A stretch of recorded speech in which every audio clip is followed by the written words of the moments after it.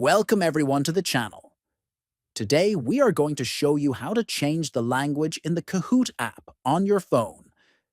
If you want to play Kahoot in your preferred language, this tutorial will make it simple and quick.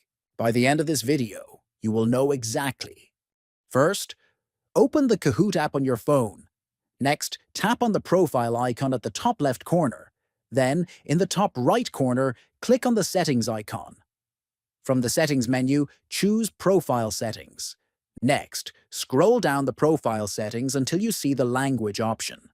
Tap on the language option to open the list of available languages. Then, choose the language you want to use in the app.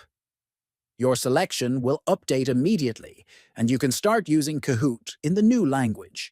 If you found this video helpful, please subscribe to the channel, like this video, and share it with your friends. Thanks for watching, and see you in the next tutorial.